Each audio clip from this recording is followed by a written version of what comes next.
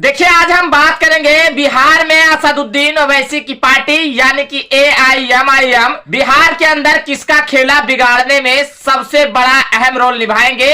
और आपको बता दें कि देखिए बिहार में महागठबंधन की खेला अगर कोई बिगाड़ेगा तो असदुद्दीन ओवैसी की पार्टी। आपको बता दें कि एक तरफ बिहार में नीतीश कुमार और तेजस्वी यादव की सरकार है और इन दोनों का खेला बिगाड़ने में सबसे ज्यादा अहम रोल किसी का होगा तो बिहार में असदुद्दीन ओवैसी की पार्टी का। क्योंकि आपको बता दें कि देखिए बिहार में कई सीटों पर असदुद्दीन ओवैसी की पार्टी चुनाव लड़ने का प्लान बना रही है और कई नेताओं को तोड़कर अपने साथ लाने में भी कामयाब रही। जैसा कि आपको बता दें कि किशनगंज में कई नेताओं को जो जनता दल यूनाइटेड और आरजेडी से जुड़े हुए थे उन नेताओं को तोड़कर असदुद्दीन ओवैसी की पार्टी अपने ओर लाने में लगभग तौर पर कहीं ना कहीं कामयाब दिखे। और आपको बता दें कि आने वाला चुनाव को देखते हुए ऐसा लग रहा है कि असदुद्दीन ओवैसी की पार्टी किशनगंज के अंदर कांग्रेस हो या राजद हो या जनता दल यूनाइटेड हो इन तीनों का खेला बिगाड़ने में कामयाब रह जाएगी। और इसके साथ ही साथ आपको बता दें कि कई सीटों पर असदुद्दीन ओवैसी की पार्टी का चर्चा चल रहा है और कई सीटों पर चुनाव लड़ने की भी तैयारी चल रही है। इसी के साथ आपको बता दें कि देखिए 2020 वाला फॉर्मूला तय होगा और उसी के साथ 2019 वाला फॉर्मूले के साथ भी असदुद्दीन ओवैसी की पार्टी बिहार के अंदर चुनाव लड़ने का प्लान बना रही है। पहले इस बात को समझिए कि किस तरीके से ओवैसी की पार्टी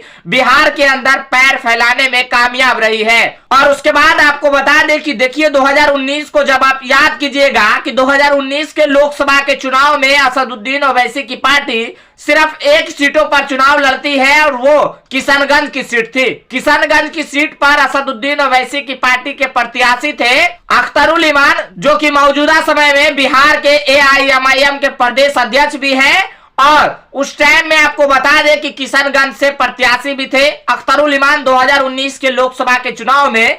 और देखिए असदुद्दीन ओवैसी की पार्टी ने यहाँ पर भारी भरकम वोट लाकर यानी कि लगभग 3 लाख वोट ओवैसी की पार्टी को मिला था और इन 3 लाख वोट लाकर सबको चौंका दिए थे। उसी के साथ आपको बता दें कि देखिए जब 3 लाख वोट असदुद्दीन ओवैसी की पार्टी को मिला तब सारी पार्टियों को लगने लगा कि असदुद्दीन ओवैसी की पार्टी अब खेला बिगाड़ देंगे। इसी के साथ उसके बाद 2020 का विधानसभा चुनाव आता है और 2020 के विधानसभा के चुनाव में सारे पार्टियां इग्नोर कर रहे थे असदुद्दीन ओवैसी की पार्टी को। और देखते ही देखते ये हुआ कि 2020 के विधानसभा के चुनाव में असदुद्दीन ओवैसी की पार्टी ने 5 सीटों पर जीत दर्ज कर ली। और उसके बाद यह नतीजा जो था वो चौंकाने वाला था असदुद्दीन ओवैसी की पार्टी की तरफ से और 5 विधायक उसके खाते में चले गए। इसके बाद देखिए क्या हुआ वो सब कुछ आप जानते हैं।